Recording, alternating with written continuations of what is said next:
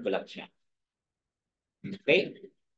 So yon. So ito pong view na ito mga kapatid, yung tinatawag nating classical dualism, ito yung paniniwala na kung saan ay merong kaluluwa sa loob ng katawan ng tao. Ibig sabihin yan ay pag namatay ang isang tao ay merong lalabas sa kanya na isang kaluluwa na walang kamatayan, inherently siya ay immortal, tumatagos sa pader, pag siya ay namatay, pag siya ay mabuti, pupunta sa langit, pag masama naman sa impyerno, o kaya naman pag hindi mapagdesisyonan ay nasa purgatory. Ano po? Kung saan doon ipo-purge out yung kanyang kasalanan. On the other hand, yung biblical holism naman, ito yung paniniwala na ang tao mismo ay ang kaluluwang may buhay. Sa madaling salita, tayo mismo mga kapatid ay wala tayong kaluluwa sa loob natin kundi tayo mismo yung kaluluwa. Kaya naman kapag tinawag ang tao na isang kaluluwa sa Bible, ito ay different view tungkol sa kabuuhan ng isang tao. So hindi hiwalay ang kaluluwa sa existence ng isang nilalang. Ano po? So tignan natin itong ilang mga bagay. Yan. So unahin natin yung classical dualism. Sabi nga dyan, the classical view of human nature is largely derived from the writings of Plato, Aristotle, and the Stoics. Sa madaling salita, etong classical dualism, paniniwala na merong kaluluwa sa loob ng katawan ng tao, hindi pala ito galing sa Bible. Hindi rin ito turo ng Biblia or ng mga apostol o maging ni Jesus, kundi ito pala ay nag-ugat sa turo ni Plato, ni Aristotle, at ng Stoics. Ano po? Sila yung nag-e-emphasize na merong distinction between material and spiritual, na yung ating katawan inherently ay masama at ang mabuting bahagi natin ay yung ating kaluluwa, at kumbaga habang nandito ka sa lupa, para kang nakakulong, ang iyong katawan ay kulungan ng iyong kaluluwa. So ito ay galing sa mga paganong paniniwala. Sabi nga, the emphasis of these philosophies is on the distinction between the material and spiritual components of human nature.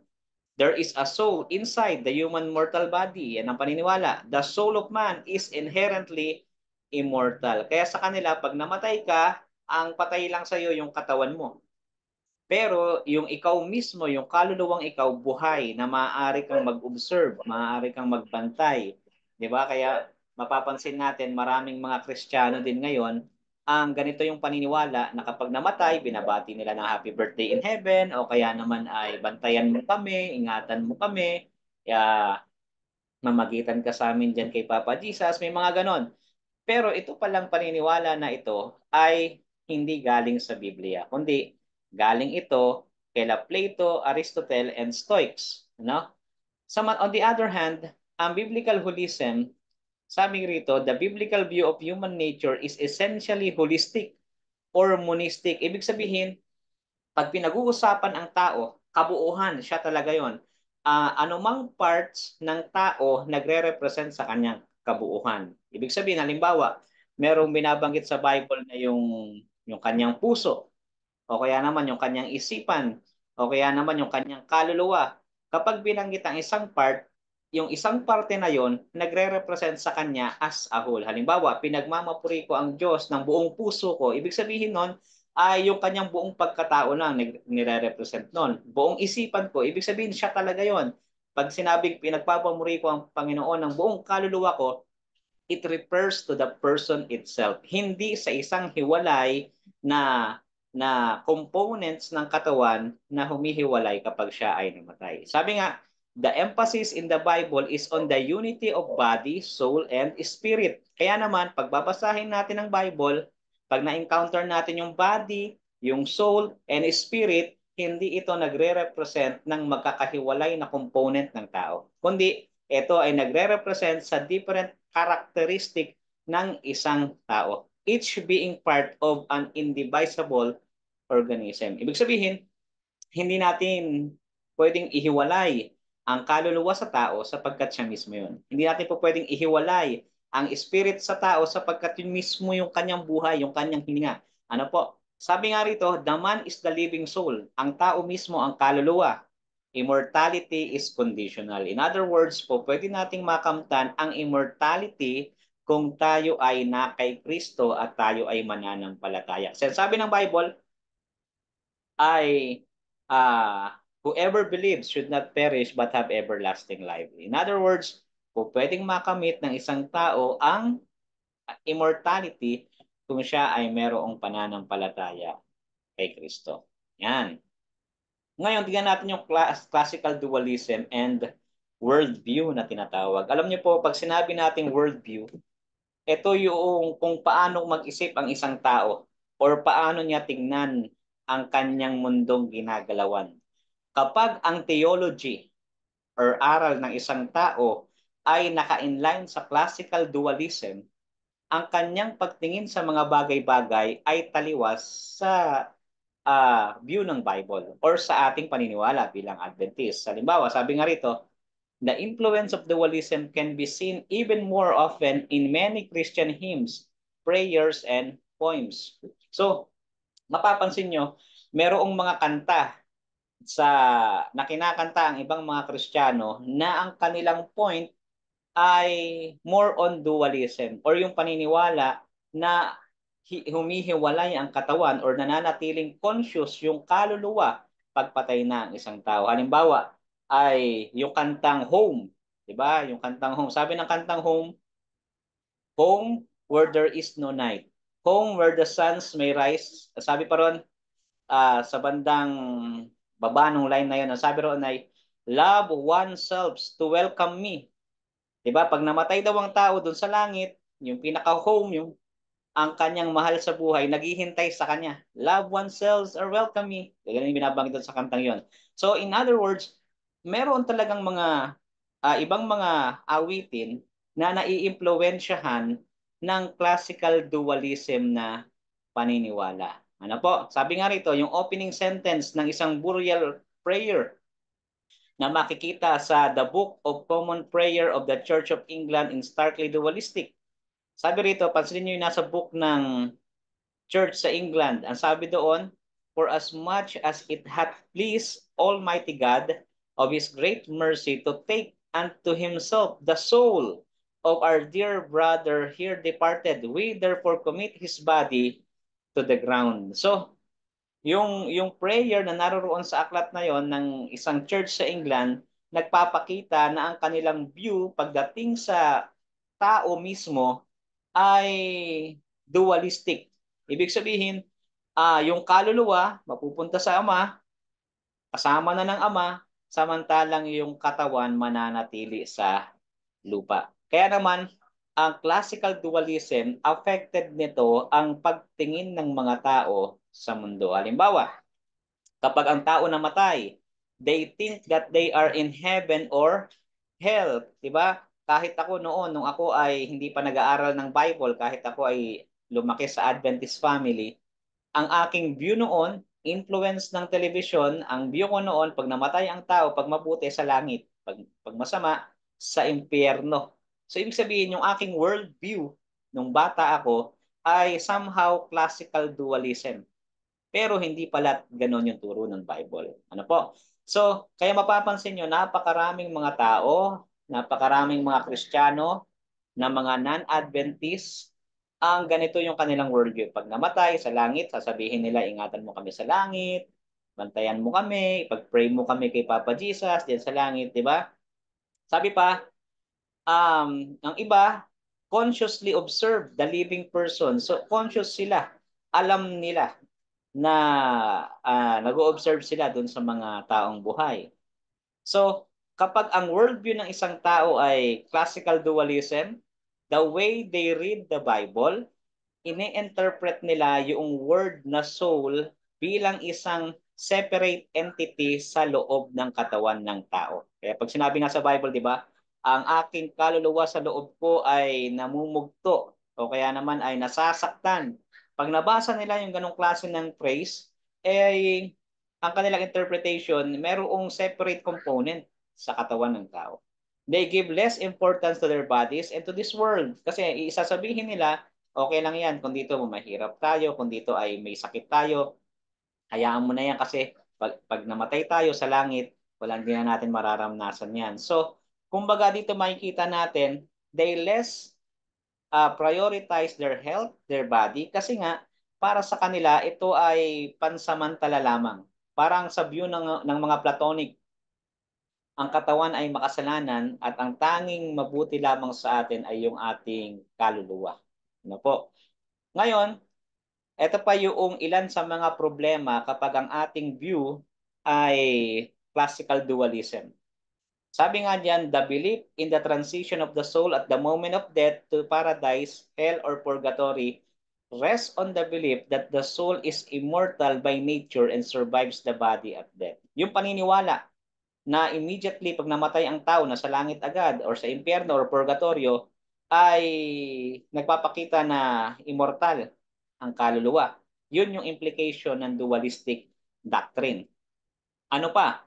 Yung belief that at death the souls of the saints ascend to the beatitudes of paradise has fostered the Catholic and Orthodox belief in the intercessory role of Mary and of the saints. So, dito may kita natin, kaya pala ang mga Catholic naniniwala na si Mama Mary ay nasa langit at doon sila nananalangin kay Mary sa halip na sa ating Panginoong Yesus kasi para sa kanila, ang namamagitan si Mary.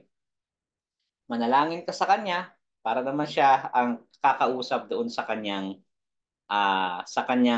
anak na si Jesus. So, yun yung consequence ng classical dualism. Kaya sila naniniwala kay Mary sapagkat naniniwala sila na buhay si Mary sa langit yung kanyang kaluluwa. Kaya pwede silang manalangin. Ibig sabihin, ganun din. Pag namatay ka at ikaw ay mabuti, nasa langit ka, pwede kang mamagitan, pwedeng sa'yo mag-pray ang iyong mga mahal sa buhay. Pero kung papansinin natin, itong view na ito is not supported by the Bible. Bakit? Kasi ang sabi ng Bible sa atin, si Jesus lang yung ating tagapagmagitan sa Ama. Wala nang iba pa. Hindi tayo po pwedeng mag-pray sa mga saints, kay Mary, sa mga apostles, kay Peter. Bakit? Sapagkat si Jesus lamang ang tagapamagitan natin sa Ama. Ano po? Ito yung ano eh. Ito yung mga doctrine na magiging result ng ganitong klaseng belief. Ano pa yung pangatlo? The belief that at death, the souls of those who are pardonable transit to purgatory has led to the teaching that the church on earth has the jurisdiction to apply the merits of Christ and of the saints to souls suffering in the purgatory. So sa kanila, kapag ang kasalanan mo ay pwede pang mapatawad, pardonable sin na tinatawag, malalagay ka lang sa purgatory.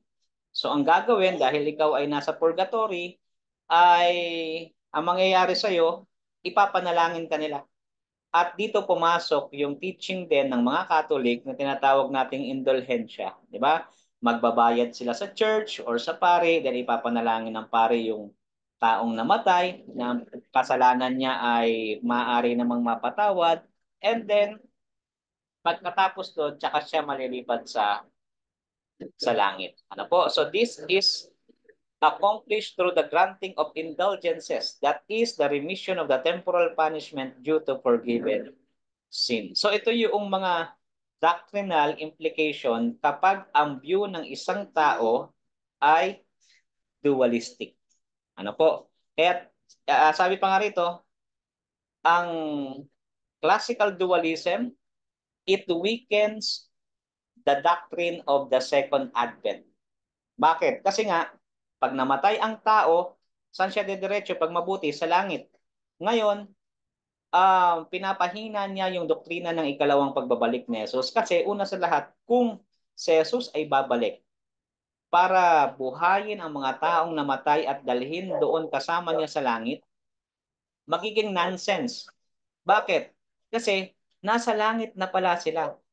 Nung namatay sila, napunta kaagad sila ng langit, and then babalik pa sila sa lupa sa second coming kasama ni Jesus para buhayin sila, tapos dadalhin sa langit. So, magiging nonsense yung doctrine ng second advent. Ano?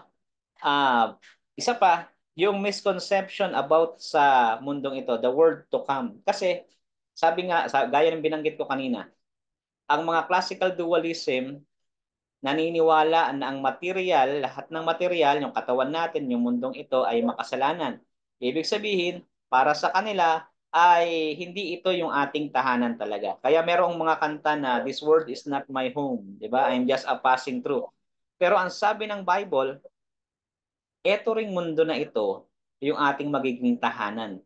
Ang mangyayari niyan, 1,000 years tayo sa langit and then bababa ang New Jerusalem, New Heavens and New Earth, lilinisin, babaguhin ang mundong ito. So dito pa rin tayo, no? Kaya yung kanilang mga awitin kung minsan ay nagpapakita ng kanilang pagkadismaya sa mundong ating ginagalawan. Pero kung titignan po natin mga kapatid, ang Bible, ang mga authors ng Old Testament, they never mock o kaya naman ay they never criticize itong mundo na to. Halimbawa, sinasabi nga ng Aklat ng Awit, na kamangha-mangha ang gawa ng iyong mga kamay. 'Di ba? Yung creation ng Diyos ay nagpapakita kung gaano siya kamakapangyarihan. Talagang pinupuri nila ang Diyos dahil sa kagandahan ng kanyang nilikha.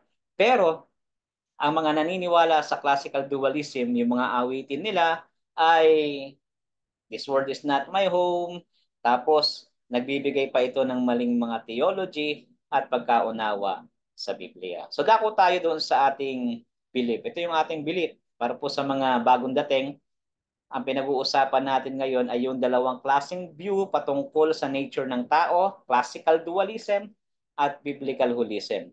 Ang biblical holism, ito yung view ng human nature na kung saan tayo, yung kabuuhan ng ating pagkatao, ay tayo mismo yung kaluluwang may buhay. Sabi nga rito, the biblical holistic view of human nature according to which our body and soul are an indissoluble unit, created and redeemed by God, challenges us to view positively both the physical and spiritual aspects of life. We honor God not only with our mind but also with our body because our body is a temple of the Holy Spirit. Yung kagandahan sa ating view mga kapatid, dahil ang view natin ay holistic, kabuuhan, ay hindi natin isinasawalang tabi yung ating physical na pangangatawan. Bakit? Sapagkat ito'y templo ng Diyos.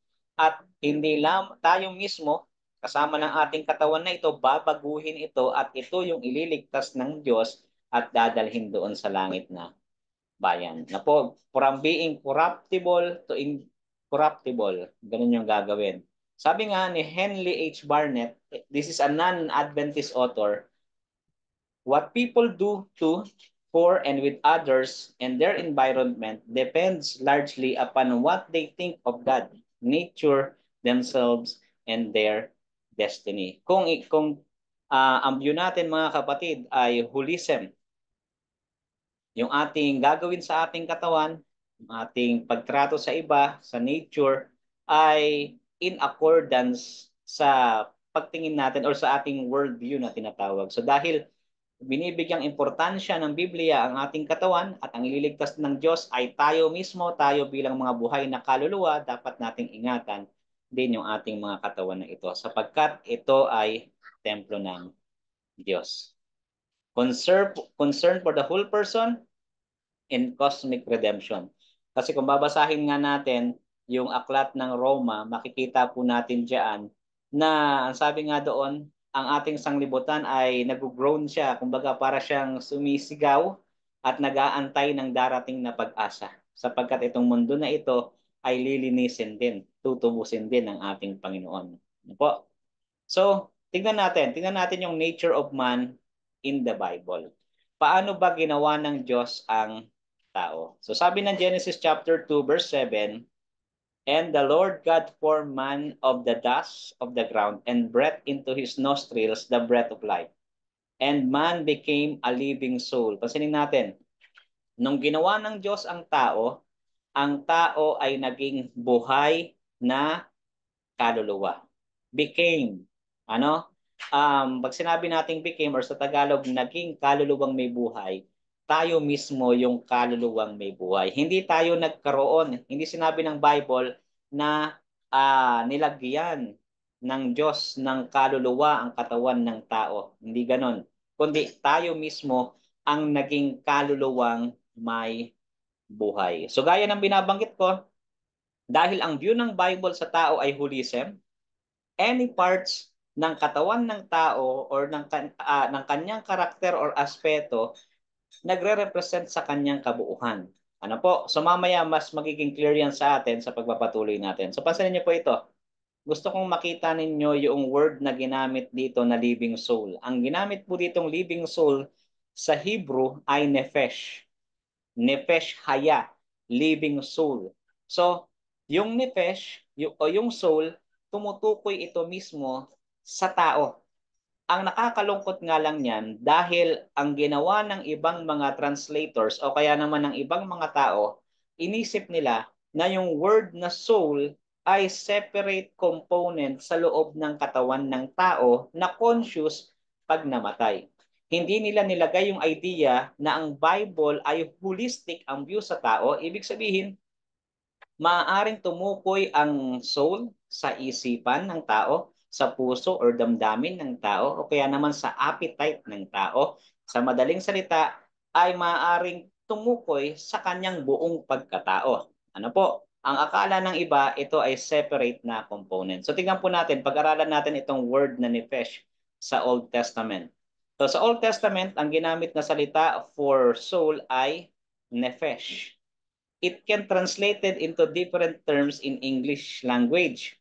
So halimbawa, pansinin niyo po yung Genesis chapter 14 verse 21. Tingnan niyo po sa screen.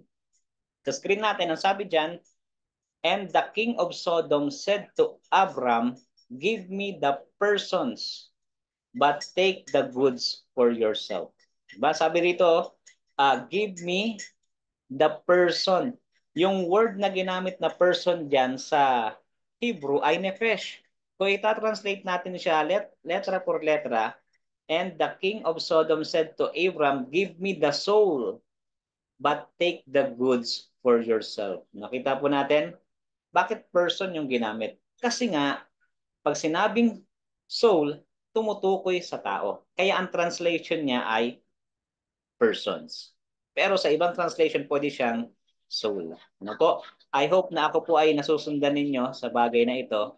Kung hindi, ay po pwede po kayong mag-ask ng question. So, basahin naman natin Numbers chapter 5 verse 6. Pansinin niyo, Numbers chapter 5 verse 6. Speak to the people of Israel when a man or woman commits any of the sins that people commit by breaking faith with the Lord, and that person, that soul, realizes his guilt.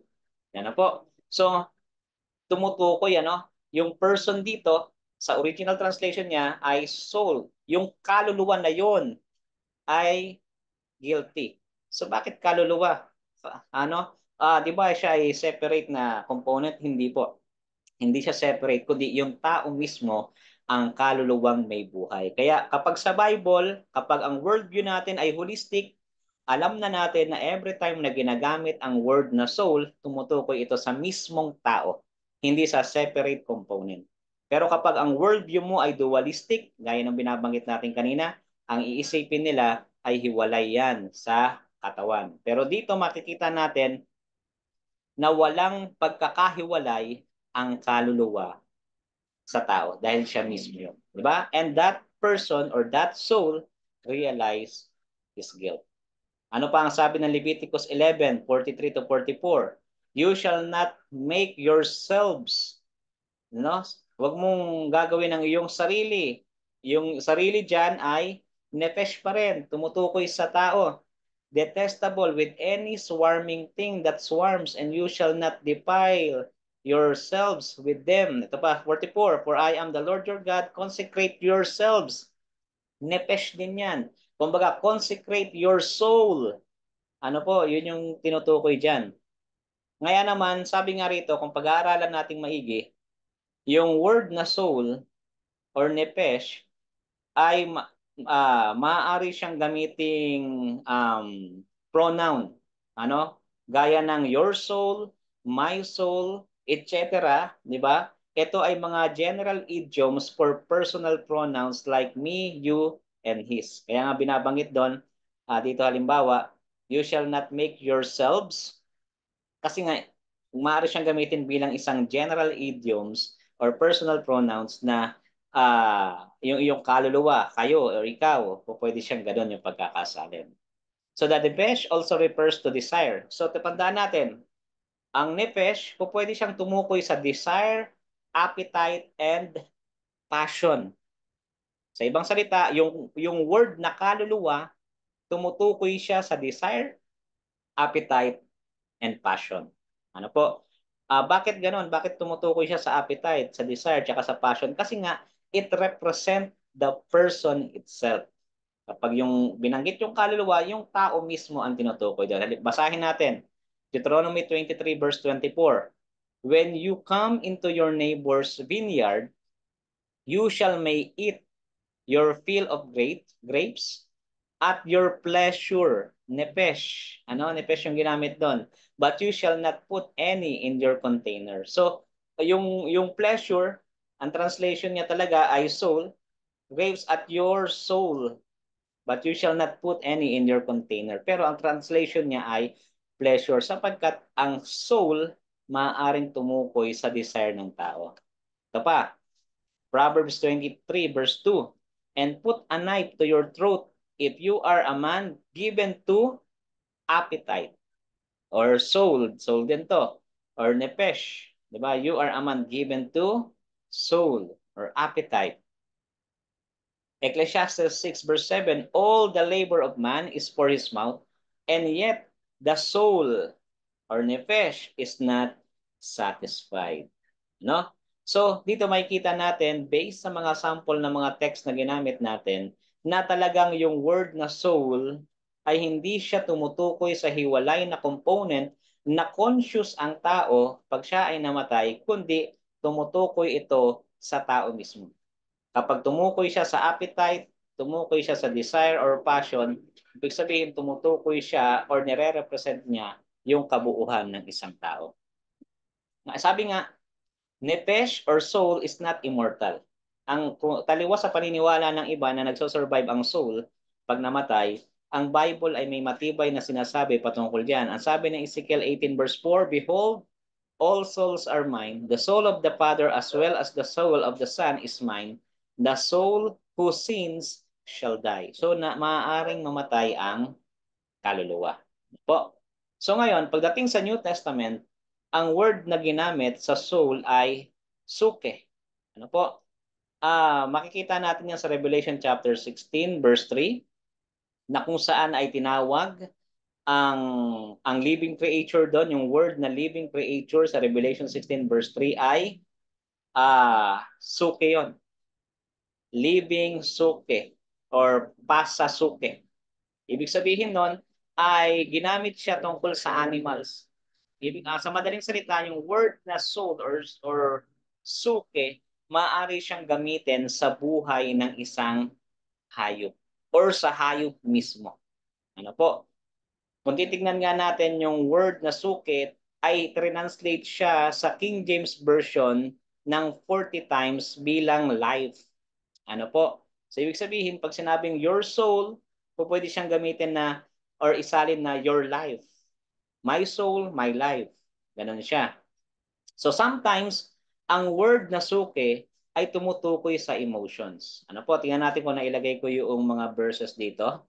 Uh, basahin ko siguro. Basahin po natin ng Mark 14:34. Tingnan niyo po itong mga kapatid. Mark 14 verse 34. Babasahin ko po siya dito sa aking translation. Ang sabi rito sa King James Version 14:34, and said unto them, my soul is exceeding sorrowful. Diba? Yung aking kaluluwa, sinasabi dito ni Jesus, ay exceedingly sorrowful. Namamanglaw na lubha ang aking kaluluwa. So tumutukoy rin siya sa emotion. Ano pa? Tumutukoy rin ito sa tao. Halimbawa, Acts chapter 7, verse 14. Tingnan niyo po sa Bible niyo. Acts chapter 7, verse 14. Ito yung sabi. Yan. Sabi rito, then sent Joseph and told his father Jacob to him and all his kindred, 315 souls. Ano po? Kumbaga ay 75 tao Ang translation sa King James ay 15 souls. So sa madaling salita, makikita po natin dito na ang word na suke maaring tumukoy sa people, sa tao. Sa Acts chapter 14 verse 2, ginamit naman siya para tumukoy sa isipan. 14 verse 2. Sabi rito, datapwat inudyukan ng mga Hudyong suwail ang mga kaluluwa ng mga hintil at pinasama sila laban sa mga kapatid. Ano po? Yung word dito na kaluluwa sa Tagalog, pag tinignan nyo yan sa King James, mind ang ginamit diyan. Ano? Inudyukan nila yung isipan ng mga hintil or kaluluwa ng mga hintil. Bakit? Kasi nga, yung word na suke or soul, it refers to the people, it refers to the mind, it refers to the appetite, or it refers to the person itself. Ano po? Sabi nga ng Diksionaryong Griego-Pilipino, page 263, ang kaluluwa ay siyang sentro ng pag-iisip, paghahangad, damdamin at iba pa ng persona. Kapag sinabing soul, hindi siya separate component na humihiwalay pag namatay at nananatiling conscious, kundi maaari siyang tumukoy sa sentro ng isipan ng isang tao.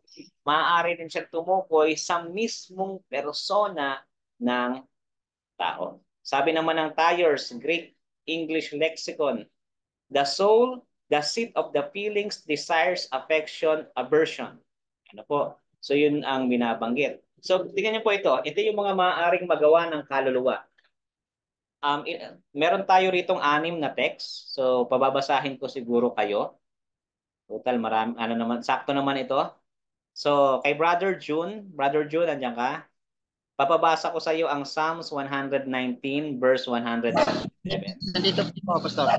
Ayan, ito po sa inyo yung unang text. And kay Sister Jacqueline, Romans 7:25. Kay Brother Albert, Psalm 13 verse 2. Kay Brother Glenn ay Job 6 verse 7.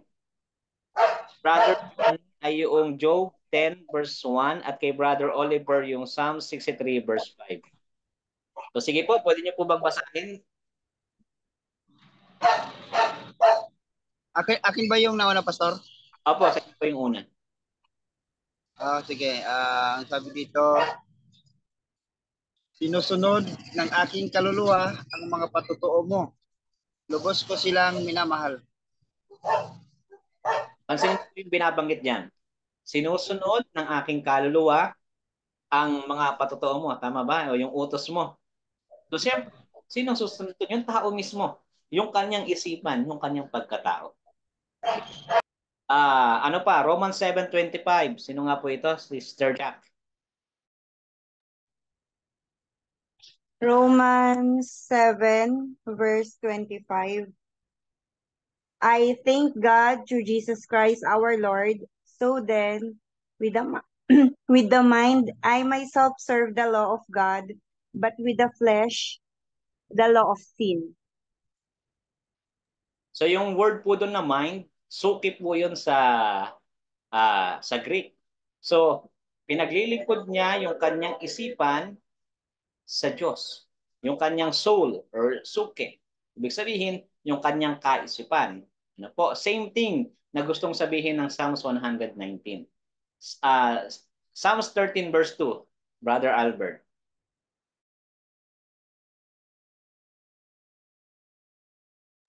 Wait lang, Pas.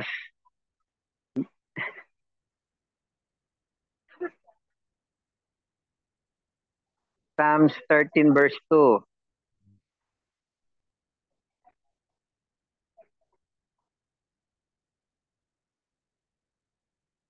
Hanggang kailan kukuhang payo ako sa aking kaluluwa na may kalumbayan sa aking puso buong araw? Hanggang kailan magpapakataan ang aking kaaway sa akin? Ayan, so diyan po makikita natin ano po, yung kanyang kaluluwa matanggap din ng payo. Di ba? So dito, ito yung gawain din ng isipan or natin mismo. Di ba? Si Brother Glenn, Job 6 verse 7.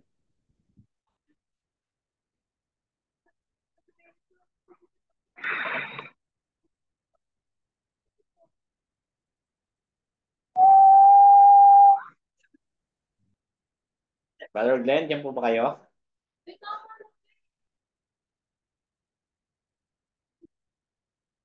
Sige po, balikan po natin si Brother Glenn. Next po muna natin si Brother Johnny. Job 10 verse 1. Job 10 verse 1. Kinasusuklaman ko ang aking buhay. Malaya kong bibigkasin ang aking karaingan. Ako'y magsasalita sa kapaitan ng aking kaluluwa. Yan. So dito makikita natin na yung kaluluwa nakakaramdam ng pait. Dito makikita natin na ito po ay tumutukoy sa sa damdamin ng isang tao.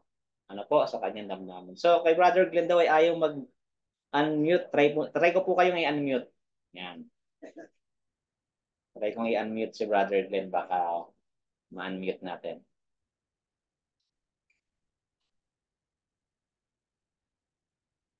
Gawin natin siyang co-host. Para talagang... Ayun.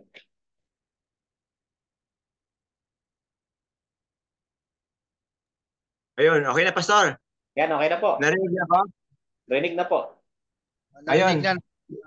Ayun, sa Job 6 verse 7, ang sabi dito ay, I refuse to touch it. Such food makes me ill. Tama ba, Pastor? Apo, tama po. Yung word po dyan na I or ako, yan po sa Hebrew ay nepesh. Ano po? So ibig sabihin, yung kaluluwa o yung tao mismo tumatanggi, maaaring tumanggi ang kaluluwa. Ano po? Si Brother Oliver po, Psalm 63 verse 5. Mga awit, Kapitulo 63, verse 5. Ang sabi po rito, ang kaluluwa ko'y masisiyang gaya ng mga taba at katabaan. At ang bibig ko'y mga pupuri sa iyo ng mga labing masaya. Yan. So dyan po mga kapatid, makikita natin na kung saan ang kaluluwa ay natutuwa at ang lahat ng mga ito, yung mga binasa po natin, ito po ay mga gawain ng isipan. Na kung saan ay makikita natin na ang ginamit na word sa halip na isipan, madalas ang ginagamit ay word na kaluluwa. So bakit ganon? Bakit hindi na lang isipan ang ginamit? Kasi nga mga kapatid, dito natin makikita at mauunawaan na ang view ng Bible pagdating sa tao mismo ay holistic. Ito ay taliwas doon sa paniniwala ng mga dualistic or yung tinatawag nating classical dualism na merong hiwalay na kaluluwa na nasa loob ng katawan, na nakakulong sa katawan, na buhay. Pag namatay ang katawan ay mananatiling buhay at mananatiling conscious. Ano po? Kaya naman dito sa mga verses na nabasa natin, wala ni isa ang merong pahiwatig na merong separate na maaring humiwalay ang kaluluwa at manatiling conscious kapag namatay ang isang tao. Kundi, pinapakita nito na ang view ng Bible pagdating sa tao, sa human nature ay holistic. Ano po? Pangkabuuhan. Kaya nga, soul in the New Testament is not immortal. Pansinin pa natin, James 5 verse 20. Sabi diyan, let him know that the one who has turned a sinner from the error of his way will save his soul from death. Yun daw anyang tao na tinutulungan yung isang tao na humiwalay or tumalikod sa mga mali niyang gawa ay nililigtas niya yung kaluluwa ng isang tao sa kamatayan. Gaya ng Old Testament, ang soul ay hindi immortal. Ang soul ay maaari siyang mamatay. Ngayon, makikita natin na ang turo ng Bible pagdating sa kaluluwa, human nature ay ah, hindi siya immortal. Pero maaari siyang maging immortal kung siya ay na kay Kristo. Pansinin natin. Sabi diyan, but I do not want you to be ignorant, brethren, concerning those who have fallen asleep, lest you sorrow as others who have no hope. For if we believe that Jesus died and rose again, even so God will bring with him those who sleep in Jesus. Ayan, pinag-uusapan dito yung mga taong namatay. Ano daw ang gagawin ng ating Panginoon sa mga taong namatay na ang Panginoon ay si Jesus? For this we say to you by the word of the Lord, that we who are alive and remain until the coming of the Lord will by no means precede those who are asleep. For the Lord himself will descend from heaven with a shout, with the voice of archangel, and with the trumpet of God, and the dead in Christ will rise first. Nakikita po natin, yung doctrine ng biblical holism ay nakasuporta talaga sa resurrection at sa second coming. Sabi diyan, yung mga taong na kay Kristo ay unang bubuhayin. Hindi sila nasa langit na. Wala sila sa langit ngayon, kundi sila ay bubuhayin. Dahil kung sila ay nasa langit, magiging nonsense ang pagbabalik ni Jesus kasi nasa langit na pala sila, bakit pa sila ibababa para buhayin at dalhin sa langit? Diba? Then we who are alive and remain shall be caught up together with them in the clouds to meet the Lord in this air. And thus, we shall always be with the Lord. Therefore, comfort one another with these words. 1 Thessalonians 4, verses 13 to 18. Ano po? So tayo mga buhay, pagdating ni Jesus, hindi tayo mauuna sa langit doon sa mga namatay, kundi sabay tayong iaakyat. Ano po, susunduin ng mga anghel at makakasama natin ang Panginoon. Sabi pa ng Corinthians chapter 15, verse 51 to 52, behold, I tell you a mystery. We shall not all asleep. Hindi daw tayong lahat matutulog or mamamatay, but we shall all be changed. Lahat naman tayo mababago. In a moment, in the twinkling of an eye, at the last trumpet, for the trumpet will sound, and the dead will be raised incorruptible, and we shall be changed. Ano daw mangyayari sa atin? Pagtunog ng trumpeta, ang mga patay kay Kristo ay bubuhayin at sila ay ibabangon na wala ng kasiraan at sila ay babaguhin. Sapagkat itong katawan, this corruptible must put on incorruption, and this mortal must put on immortality. So when this corruptible has put on incorruption, and this mortal has put on immortality, then shall be brought to pass the saying that is written, death is swallowed up in victory. So dito makikita natin na ang teaching ng Bible pagdating sa human nature, we don't have inherent immortality. Ano po? Pero meron tayong possibility na maging immortal kung tayo ay na kay Kristo at mabihisan tayo ng walang kasiraan at ng walang kamatayan. Kaya doon sa title natin, mapapansin nyo ay immortality or resurrection. Makikita natin na ang turo ng Bible ay resurrection. Bubuhayin tayong muli nang wala ng kasiraan at wala ng kamatayan. At ito po mga kapatid, kung ano ang view natin dito ay magpapakita sa atin ang ating view tungkol sa ating destiny. Kapag ang view natin ay dualism, pag namatay tayo, diretso tayo ng langit pag mabuti. Ganon yung paniniwala nun. Sa impyerno kapag masama. Purgatorio kapag pardonable naman yung sin mo. Pero sa atin, naniniwala tayo na hindi ganon. Kung tayo mamatay, mag-aantay tayo sa ating libingan at pagdating ni Jesus, tayo ay muling bubuhayin kasama ng kanyang mga banal at tayo ay aagawin at dadalhin doon sa langit na bayan na nabibihisan ng walang kamatayan at ng walang kasiraan. So ngayon pong gabi, ito po yung ating pag-aaral. Ano po? So hindi ko po siya masyadong hinabaan. Nag-focus lamang po tayo dito sa immortality and resurrection at sa meaning ng salitang soul sa Bible. Para nang sa ganon ay mas maunawaan natin kung ano yung binabanggit sa atin ng banal na kasulatan patungkol sa salitang soul. Siguro sa part 2 natin or sa level 2 natin, season 2 ng atin pong seminar, doon naman natin tatalakayin kung ano yung pakahulugan ng Bible every time na ginagamit niya yung word na spirit. Ano ito sa original language? Ano? Para mas maunawaan din natin. So sa ngayon, ay hanggang dito po muna. Baka kayo po ay may mga katanungan po pwede po nating mapag-usapan. Yan. Baka may tanong po kayo sa ating pag-aaral, mga kapatid. Any question po sa ating pong tinalakay? Pastor, meron lang po akong ianong talata sa Biblia kung saan nagmula ang immortality of the soul. Sige po.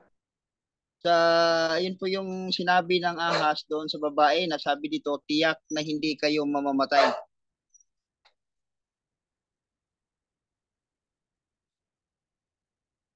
Tapos sa Bible din, meron tayong mababasa na mayroong patay na tinawag, 'di ba, sa kaya pero yan po ay gawa ng kaaway. Hindi yan ang ating paniniwala, hindi gawa yan ng kaaway para hindi naman siya mapahiya doon sa sinabi niya na tiyak yung walang kamatayan ng tao. Siya kasi ang may testimono niyan na siya ang nagsabi na tiyak na hindi kayo mamamatay. Kaya inilagay sa isipan ng tao na ang tao ay hindi namamatay. Yan, thank you po. Actually, tama po Yan. yung nabanggit ni Brother June. Yan po, Pastor. Kung iti-trace back natin yung doctrine ng immortality of the soul, it-trace back to Satan eh. Kasi si Satan mismo nagsabi sa mga kay Eva at kay Adan, kay Eva, na sabi niya, pag kumain ka niyan, hindi ka mamamatay. Di ba? Kaya sabi ng Diyos sa kanila, sabi ni Eva, hindi, sabi ng Diyos, pag kumain kami, mamamatay kami. Pero sabi ng ahas, hindi kayo mamamatay. So kung titingnan natin, at the very beginning, yun pong paniniwala na yun, nagsimula kay Satan. Ano po? At yun nga, may binabanggit si Brother June. Actually, yung binabanggit ni Brother June, tatalakayin din po natin yan sapagkat yun po ay part ng atin pong assignment. Ayan. Sana yun. Ito. Sabi dyan, ito yung ating dalawang assignment, mga kapatid. Yun bang parable of rich man and Lazaro ay nagtuturo ng immortality of the soul?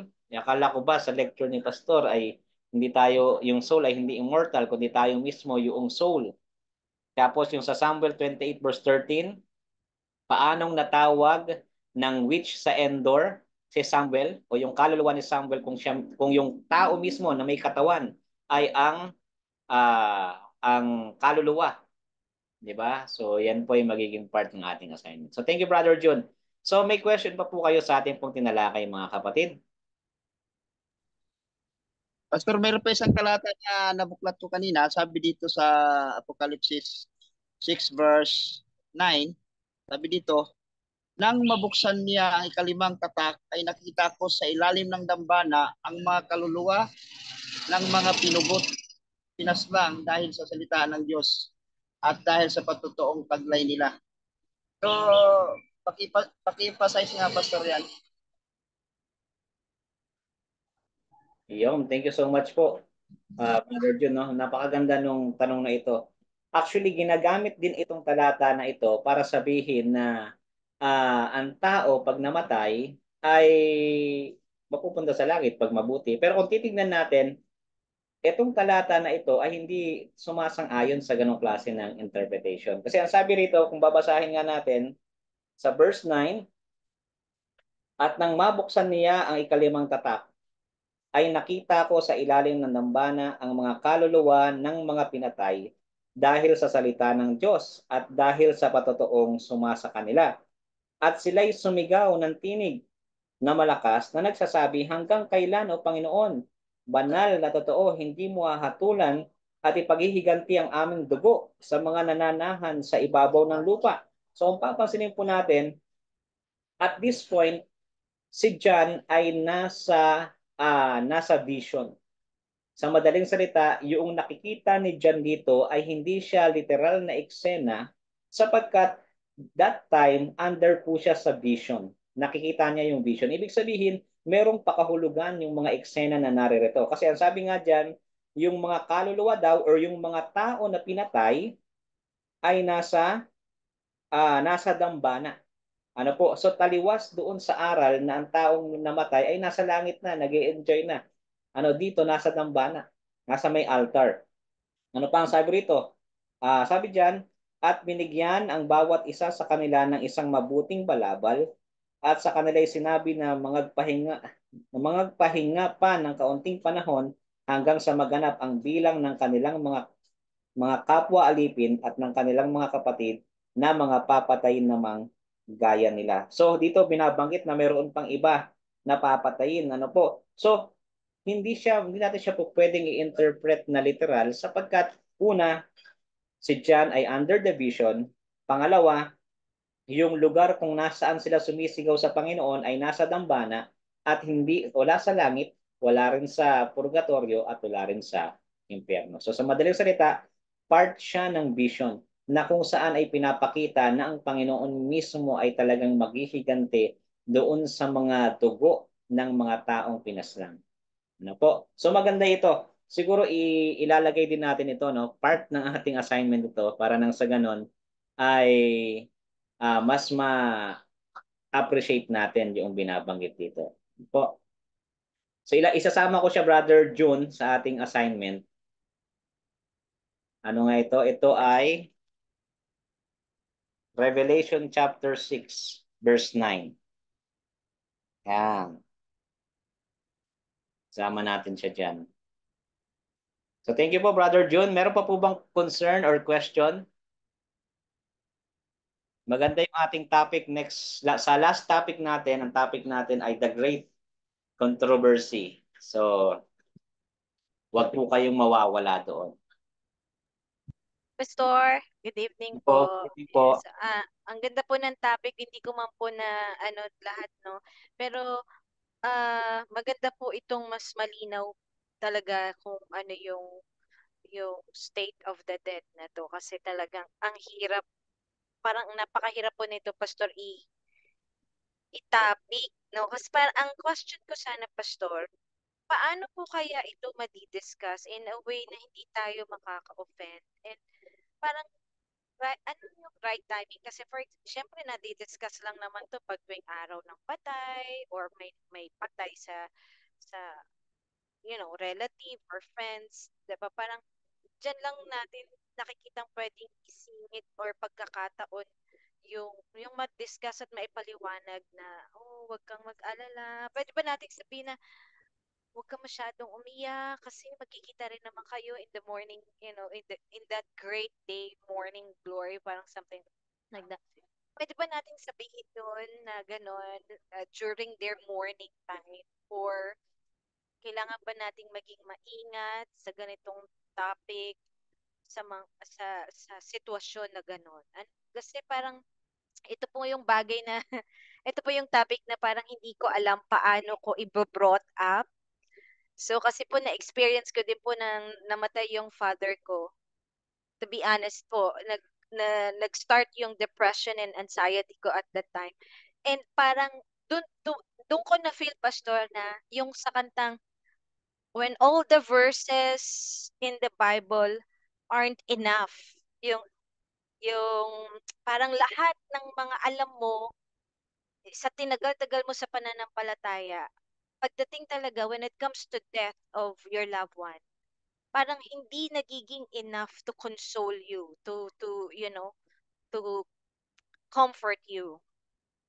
So, ano yung paano natin share tong belief natin na in a way hindi tayo makakasakit, makaka-offend, or mas makakapalayo pa tayo nung kaluluwa. Ayan, thank you po sa Sister Bell, ano?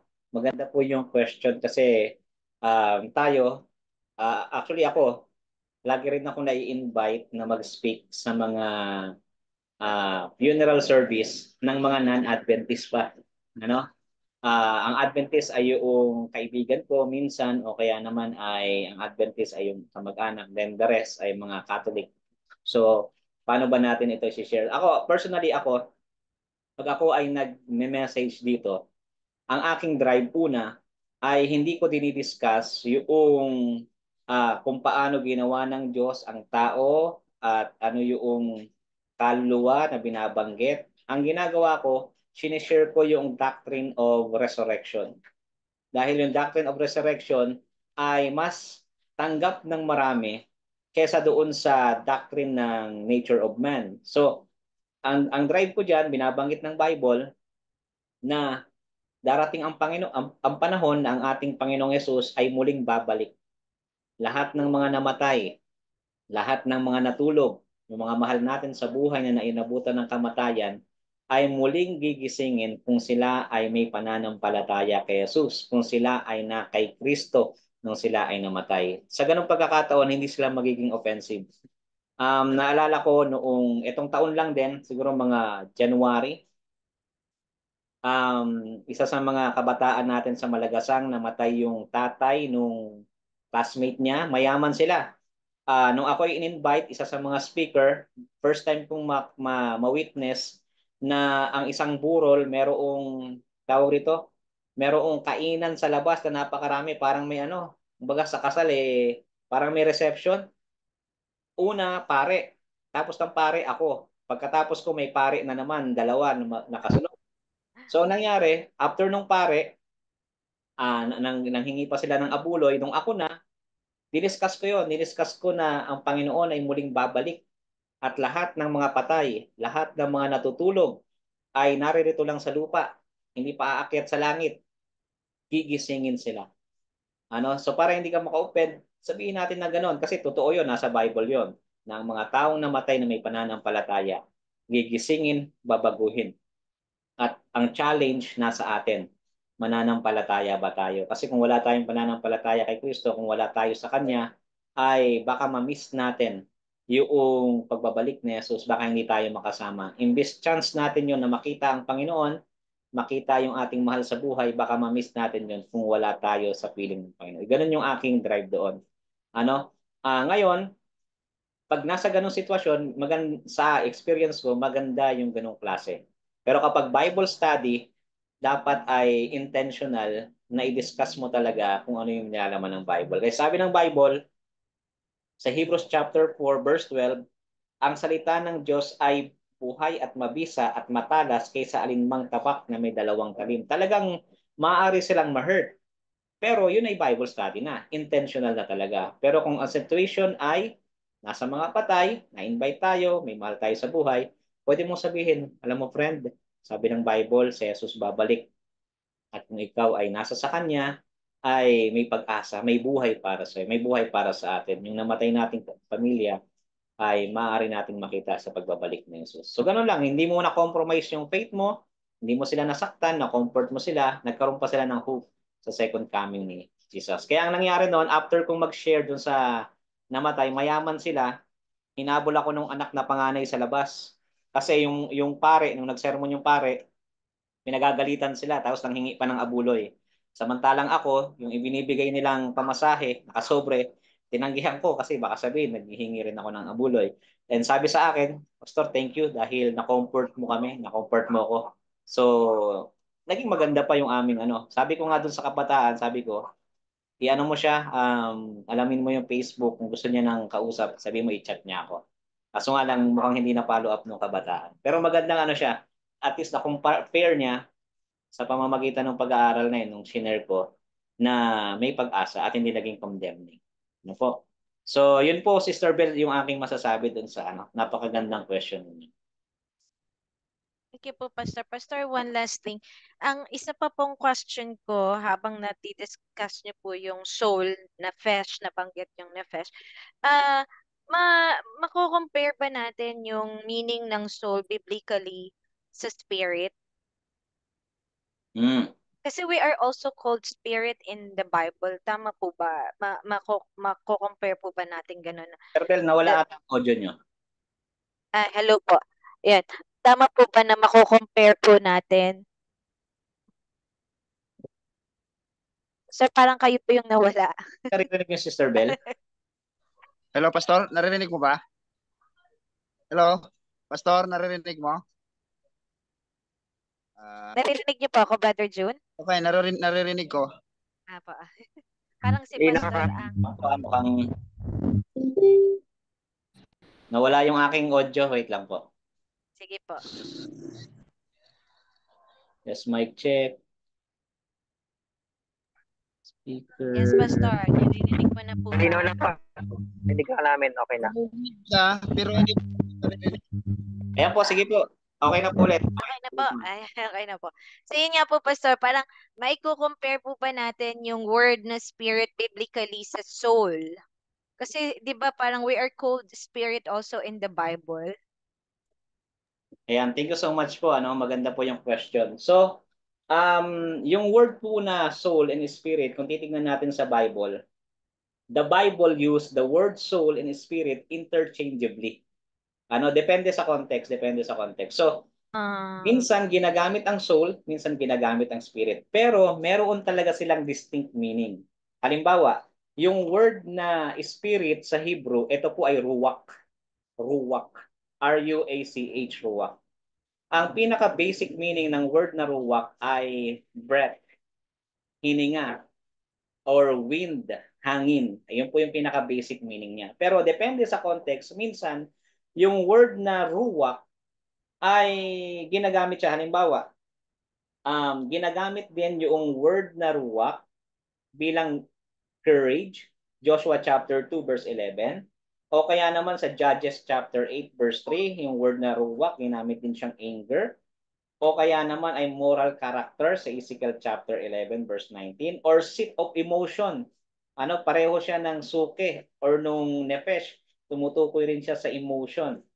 So, sa madaling salita, ang salitang ruach ay dahil nga ang view ng Bible sa tao ay holistic, pwede siyang gamitin interchangeably sa soul o kaya naman sa feeling and emotion ng tao o kaya naman sa mismong tao. Pero ang basic meaning ng word na spirit ay hininga. Kaya madalas ginagamit siya bilang hininga ng buhay. Ano po? So, yung word din naman na ginamit sa Holy Spirit, ruwak din yun. Ano po? Pero, pag ginamit sa Holy Spirit, ang kanyang meaning ay more on personal divine being yung paggamit sa kanya kapag sa Holy Spirit. Kaya depende po sa context. Pero Okay. sa lahat ng instances, yung word na ruwak ay hindi tumutukoy sa separate component na gaya ng paniniwala ng mga dualism. So yun po, Sister Bell, yung aking response na sa magandang tanong. Yes po. Thank you, Pastor. Kasi po parang um, while you're discussing po kanina no sa Nefesh, nag-flashback po kasi sa akin yung tanong ni Elder June last time kay Pastor. Nakalimutan ko po yung name niya. At na-question niya po yung parang yung poor in spirit. Parang tinatanong ni Elder June, ano bang ibig sabihin ng spirit dun sa the Beatitude na nabanggit na blessed are those who are poor in spirit. And nung chinek ko po at nag-search po ako ng in-study ko po yung sa Bible, parang tumutukoy nga siya dun sa tao, sa soul na kaya po natanong ko po sa inyo. Salamat, Pastor. Welcome po. So dito kung titignan po natin yung isang aspeto nga ng word na spirit, po pwede siyang tumukoy sa parang sa kaamuhan ng tao. Sabi nga rito, maaari siyang tumukoy sa confidence niya or sa courage niya. So po pwedeng doon siya tumutukoy. Blessed are those who are poor in spirit, or sa mismong tao mismo na hindi ganun ka lakas o mapakumbaba o mapagpakumbaba siya. Yes po, yun nga daw po. Parang hindi Hindi siya ka mayabang. dependent siya sa Dependent. Panginoon. Oo po, yun nga. Yan. So thank you po. So any question pa po mga kapatid? Bago ko po ibigay yung ating assignment. So next time naman pag-aaralan natin yung word na spirit, kaya maintindihan nyo rin po talaga ng mga husay yun. Sige po. Pastor, Sige po. May question lang po ako. Paano po kaya ma-explain yung halimbawa kasi sa mga naririnig ko lang din kasi sa mga iba kong mga friend na halimbawa yung tungkol sa mga soul o mga kaluluwa. Halimbawa namatayan sila ng mahal sa buhay tapos sasabihin nila na parang nakasalubong nila yung mahal nila sa buhay pero yung feature ng mukha nandun sa ibang tao pero alam nila na hindi naman na yun.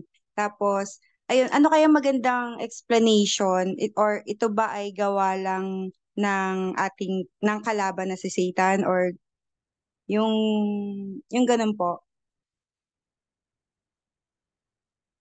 Kasi 'di ba kapag namatay na yung isang tao, 'di ba yung kaluluwa naman ay hindi naman napupunta agad sa langit. Hmm. So, paano natin ma-explain sa kanila na ayun na hindi hindi naman talaga yung ano.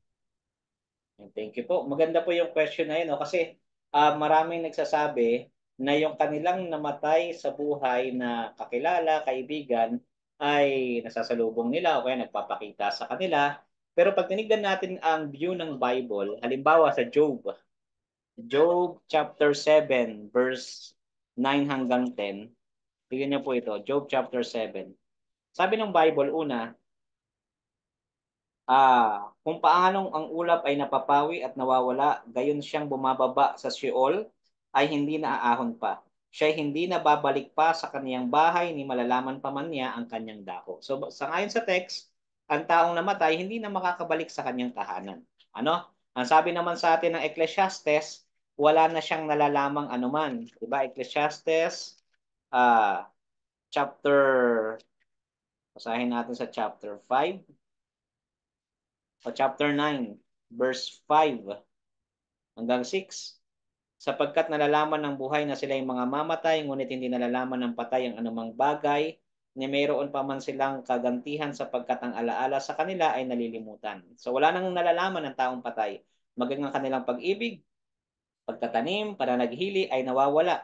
Nawala man silang anumang bahagi pa na magpakailanman sa anumang bagay na nagawa sa ilalim ng araw. So sabi ng text, taong namatay, hindi na bumabalik sa tahanan. Ang taong namatay, wala na siyang alaala. Ngayon, bakit ba nakakasalubong or nakakakita ang tao ng parang nakikita nila yung mahal nila sa buhay na patay na? Meron tayong dalawang sagot dyan. Una, maaari na ito ay dahil sa kanilang psychological state. Maaring sila ay stress pa or depressed pa dahil nawala yung kanilang mahal sa buhay. Di ba kapag depressed ang isang tao, malungkot, minsan na pagkakamalan mo na yung mahal mo sa buhay, siya yun. Pag nakita mo, o kaya naman madalas niyan, napapanaginipan mo palagi. Ang sasabihin ay dinalaw niya ako sa aking panaginip. Pero ang explanation doon ay sapagkat ikaw ay mentally unstable, ikaw ay depressed pa, maaari kang makita ng ganung mga bagay dahil sa iyong mental state. Pangalawa, yung mga nagmumulto na yan, mga kapre na yan, mga bad spirit na yan, yan ay gawa ng kaaway. Sabi ng Corinthians chapter 12, 2 Corinthians chapter 12, verse 11, ang sabi rito, ang sabi rito sa 12 verse 14, 11 verse 12. Yan, sabi rito, 2 Corinthians chapter 11 verse 14, at hindi katakataka sapagkat si Satanas man ay nagpapakunwaring anghel ng kaliwanagan. So, maaring gamitin ni Satanas na magpanggap bilang anghel ng kaliwanagan, maaari niya rin gawin na magpanggap bilang mga mahal natin sa buhay or mga tao na namayapa at magpanggap. Sapagkat ang turo na ito, yung dualism, kung nasundan niyo po ako, galing ito kay Aristotle, galing ito kay Stoics, galing ito kay Plato, na ang pinaka-originator nitong belief na ito, galing ito mismo kay Satan, yung immortality of the soul. So yun po yung ating sagot dun sa magandang question na yun. Salamat, Pastor. Thank you Pastor, po. pwede po kayang ma-take down note yung mga verses. Opo, ibibigay ko rin po yung mga verses po natin. Ano po? So, Pastor, ako may question ako, Pastor. sige po, si Brother Oliver. Kasi may ano dito naitanong sa akin to. Hindi ko lang hindi ko maisagot eh. Kasi ang ano nila, ang paniniwala nila, yung kaluluwa, di ba, ang kaluluwa ay namatay. Pagkatapos mamatay, ay nasa paligid daw dahil daw, after 40 days, ay aakyat sila sa langit. Ang batayan daw nila nito, ng ating Panginoon sa Kristo raw ay namatay, ay naglagiri raw dito ng 40 days, pagkatapos ay umakyat sa langit. So paano po natin didepensahan po yung kanilang paniniwala tungkol po doon? Ayun, thank you po Brother Oliver. So kung titignan natin, totoo naman, nung si Jesus ay muling nabuhay, nanatili siya rito sa lupa for 40 days. Pero kung titignan po natin, ay si Jesus, 40 days siyang nanatili. Pero yun ay buhay na siya. Hindi po siya kaluluwang pag-alagala noon. Kaya nga sabi dito, kung titignan natin, una nagpakita siya sa mga alagad. Pagkatapos ay nagpakita siya kay Thomas. Sabi niya kay Thomas, ipuin mo ako. Di ba? Tapos bandang huli sa John chapter 21, makikita natin dito na kumain pa siya ng isda kasama nila Peter. So dito makikita po natin, totoong nanatili pa ng 40 days si Jesus bago siya umakyat ng langit. Pero buhay na siya nito. Hindi siya kaluluwa or spirit na kagaya ng mga dualism. Bagkos siya ay merong laman at merong boto nung siya po ay umakyat sa langit. Kaya nga dito, sabi rito sa Acts chapter 1, verse 3. Yan, Acts chapter 1, verse 3. Na sa kanila na may napakita rin siyang buhay sa pamamagitan ng maraming mga katunayan. Pasanin niyo po ang word na ginamit.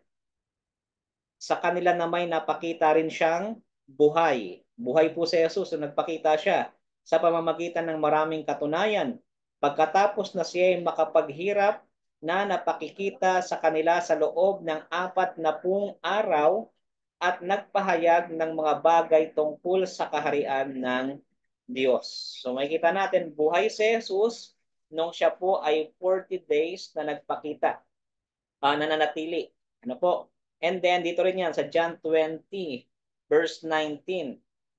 Nang kinahapunan nga ng araw na yon, na unang araw ng sanglinggo, nang nangangapipinit ang mga pintong kinaroroonan ng mga alagad dahil sa katakutan sa mga Hudyo, ay dumating si Jesus at tumayo sa gitna at sa kanila'y sinabi, kapayapaan ang sumainyo. Sa verse 20, at nang masabi niya ito, ay kanyang pinakita sa kanila ang kaniyang mga kamay at ang kanyang tagiliran. Ang mga alagad ngayon nagagalak nang makita nila ang Panginoon. So dito makikita natin na buhay si Jesus nung siya ay nakita nila. Ipinakita pa niya yung kamay at saka yung tagiliran. Ngayon, balik tayo sa Acts chapter 1.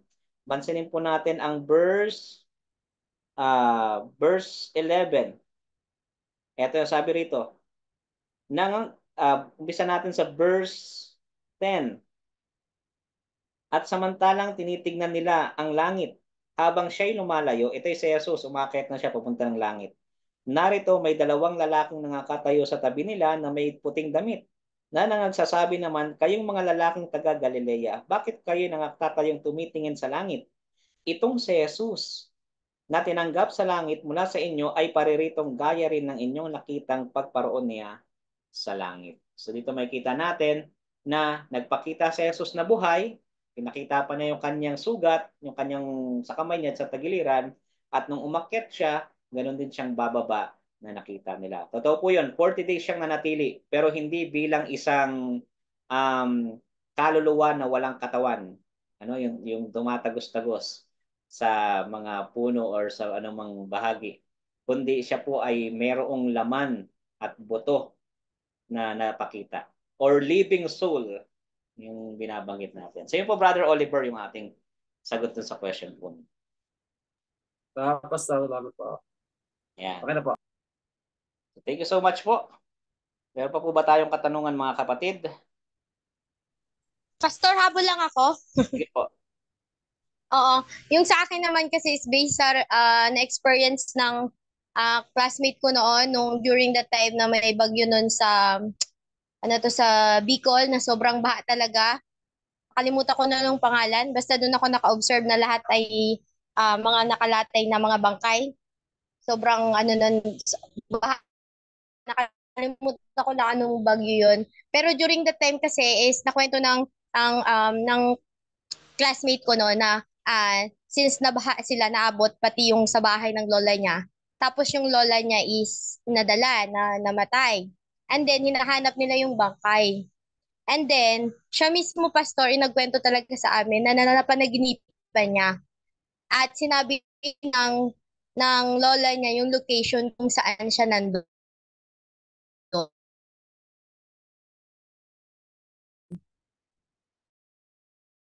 At nung tinuro nga niya, nung hinukay nga nila, nandun nga, at ang katab ng bangkay. Kaya na yun, panaginip niya, para shop siya ng lola niya eh. Okay, so medyo nagpuputol-putol po yung inyo. Ang tanong niyo po siguro ay ano, no?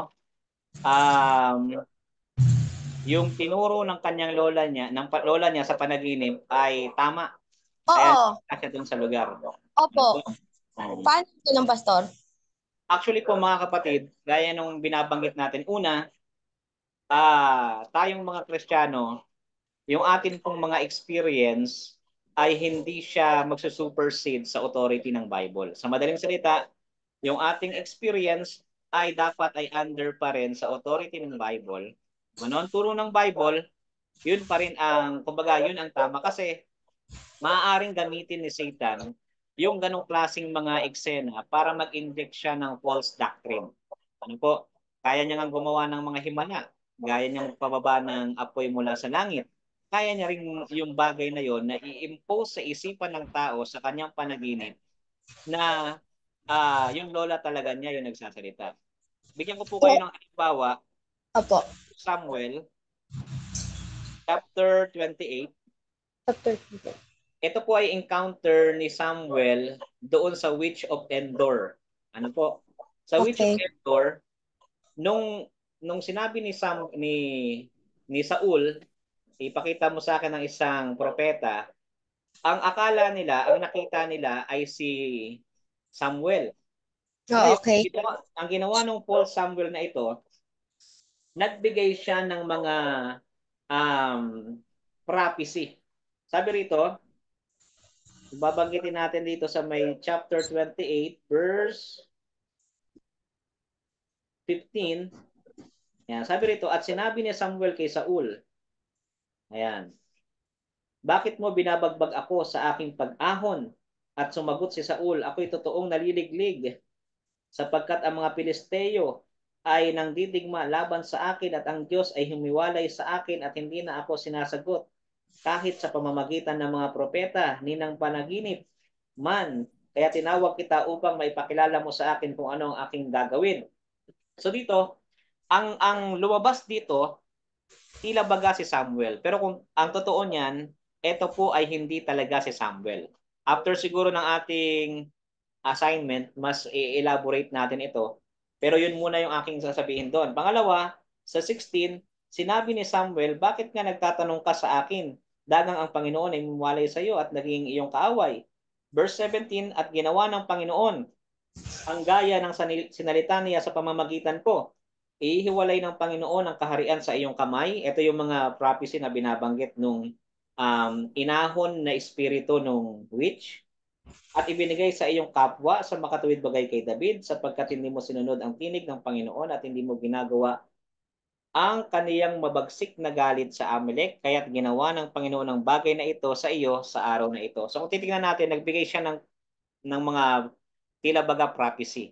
At kung babasahin natin ang aklat ng Samuel, ang ilan sa binanggit noong ibinangong Samuel ng witch, natupad. Ano po, natupad. Pero hindi lahat. Ano po, natupad. Bakit? Sapagkat yung original na Samuel, meron na siya talagang prophecy patungkol kay Saul. And then inulit lang noong false Samuel yung mga prophecy na yun at dinagdagan. Kaya yung iba, hindi natupad. Pero yung binanggit niya ng una, yun yung mga natupad. Ang point na gusto kong makita natin dito, una, ang kaaway, ginamit niya yung false na Samuel para sabihin kay Saul yung mga mangyayari sa kanya. Ang ilan ay totoong nangyari, pero yun ay mga nauna ng binanggit ng original na Samuel. So same thing din doon sa experience ng inyong kaibigan, Possibly, dahil ang kaaway ay talagang tuso, maaring ginamit din niya yon para sabihin kung nasaan yung bangkay ng lola, at the same time hindi para palakasin yung paniniwala ng immortality of the soul. Kasi kung ganoon yung magiging basihan, sana lahat ng krimen ay kumbaga nasolve sa pamamagitan ng ganong klase ng experience. Yun siguro yun akin. Oo, Pastor. Thank you, Pastor. Kasi start talaga nun, Pastor, nagkaroon na ako ng confusing pagdating sa panaginip. Kasi di ba lahat naman sa Bible, di ba, nung una nagbe-base sa panaginip, di ba, binibigyan ng meaning. So, doon ako nagkaroon ng confusing. Pero at least nasagot. Salamat, Pastor. Thank you po. Tandaan niyo po sa Bible, mayroong dalawang klase ng panaginip. Yung sa Ecclesiastes 5 verse 3, sabi doon, dahil ito sa mga gawa or trabaho ng tao, kumbaga, ang mga naiisip nila. Sa Job 33 verse 13 to 17 naman, kapag ang isang bagay ay katotohanan o kaya naman may gagawa ang Diyos, hindi gumagamit ang Diyos ng ibang tao para isalita yung kanyang kalooban. Talagang Diyos mismo yung, o kaya naman vision or angel yung naroroon para ipaliwanag pagdating po sa mga ganyan. Po. So thank you so much po sa inyo pong question. Pastor, one last po. Sorry, Sige po. pasensya na po. Hindi po ito, ano din, parang yun na po, nabanggit niyo yung dream.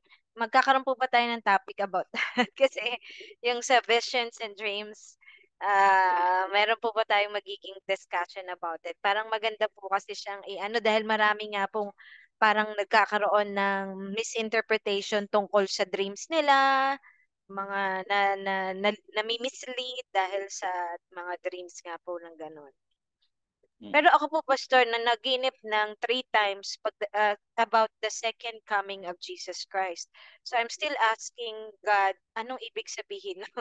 Parang, ano po yun? 3 consecutives. Although hindi po siya every night, pero parang within, yung duration niya po ay magkakalapit lang din po. Thank you po. So, siguro magkakaroon din tayo ng topic, pero about ito sa authority ng scripture. Kasi yung vision and dreams naman, mga kapatid, yes, gaya ng ating isang napag-aralan, ay sa huling panahon, ang Diyos ay gagamit ng mga lalaki at babae na kung saan ay mananaginip ng mga panaginip at makakita ng mga vision sa mga huling araw. Ang pinaka role natin dyan or principle natin dyan ay dapat yung ating experiences, yung ating mga dreams and visions, titignan natin kung yun bang mga yon ay inline sa principle ng Bible. Kapag ito ay inline sa principle ng Bible, ay wala pong problema doon. Ako hindi ko kayang interpret ang mga panaginip, pero po pwede akong magbigay ng mga principles na nasa Bible at yun yung gagamitin natin bilang basihan para tignan kung yun bang ating mga experience, visions, and dreams ay in line sa turo ng Bible. So yun po yung masasabi ko doon. Pastor, dugtong lang ako Sige po. Yung sa'yo, kasi di ba nabanggit mo kanina yung sa verse, parang totoo siya, totoo talaga siya, totoo talaga siya, Pastor, yung sabi mo na mapapanaginipan mo siya during yung may depression ka. Kasi during that time talaga, yung depressed talaga ako, napanaginipan ko talaga yung lola ko na talagang feel ko na buhay, tapos niyakap ako. So parang ngayon, parang totoo talaga siya. So yun naman, Pastor, talaga sa akin. Thank you po. Excuse me. Nais ko lang sagutin yung ni Sister Donna. Dito sa The Great Controversy, page 552, sabi dito at 560, Satan has power to bring before men the appearance of their departed friends. The counterfeit is perfect. The familiar look, the words, the tunes are reproduced with marvelous distinctness. Many will be confronted by the spirit of devil personating beloved relatives or friends and declaring the most dangerous heresies. These visitants will appeal to our tenderest sympathies and will work miracles to sustain their presentation. So dito, malinaw na si Satan ang may gawa. Sabi ni Ellen G. White dito sa The Great Controversy. Ayan. Thank you po, Brother Jun, sa inyo po dinagdag. Ano po. Okay po. So, Salamat, Pastor. ang ating pong time ay 8:49 mga kapatid. Siguro ay dako na tayo sa atin pong assignment. Yan. So meron po tayong 3 assignment mga kapatid. Number 1 ay doon sa parable ng rich man and Lazarus. Number 2 ay doon sa witch of Endor. Si Samuel ba talaga yung bumangon? And number 3, Revelation chapter 6 verse 9. Ano? Ito ba ay nagtuturo ng immortality of the soul. So, yan po yung ating mga tatalakayin. Ano po? So, isi-send ko po ito sa atin pong GC. So, thank you so much po mga kapatid. Next Tuesday tayo ulit. Huwag po kayong mawawala sapagkat yun yung ating last. And then after nun, April 7 naman po tayo. Meron po tayong certification sa lahat po ng naka-attend ng 4 pataas ng atin pong mga lectures na ito po. So, hanggang dito na lang po muna tayo. Tapusin po natin ito sa prayer. Po. Thank you, Pastor. Yes po. So, hilingan po natin si pwede ba natin hilingan si Brother Albert for our closing prayer.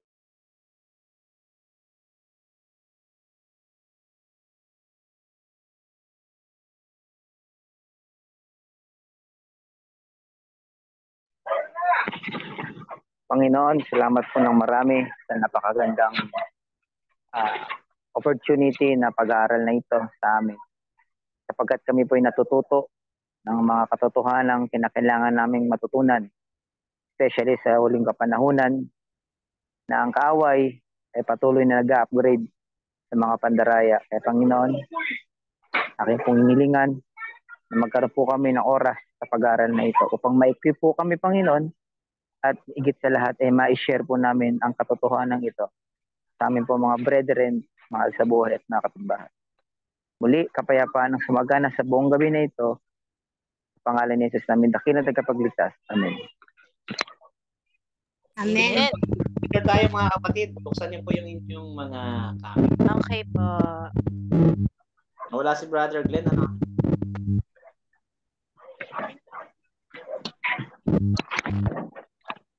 Okay. Brother Francis. Yun. Oh, smile. 1, 2, 3. Smile.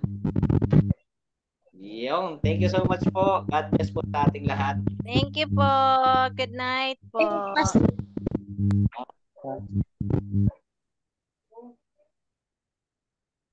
Yun.